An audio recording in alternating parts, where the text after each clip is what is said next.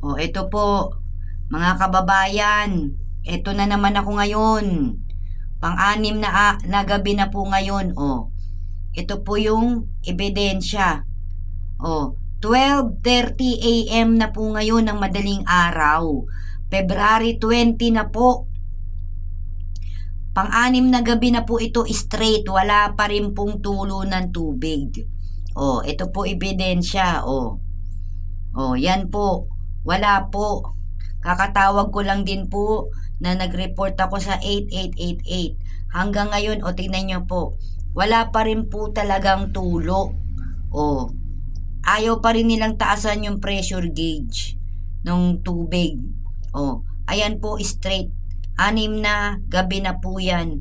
O, ngayon po, ito po yung video proof na wala pa rin pong tulo at this time, 12:30 a.m. na po. O, wala pa rin. Ang dali lang naman nun. Tataasan lang po nila yung pressure. Paano po magkakatubig kung nasa 4 PSI lang po yung pressure gauge? Sobrang hina po nun. Usually po, nasa 9 PSI po ang nakaset nila dito sa akin. Kaya nagkakatulo. Ngayon po, wala po. Nasa 2 to 4 lang po PSI yung nasa gauge.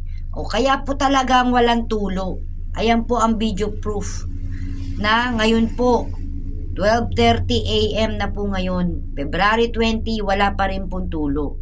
Hindi ko po alam ang pinagagawa ng Prime Water. Wala pong repair maintenance po dito sa area ko. Wala pong kadahilanan para mawala ng tubig. At maski ni isang tao dito, wala pa rin pong pumupunta at wala pa rin pong nag-aayos dyan. Yan po ang video proof ko po sa inyo.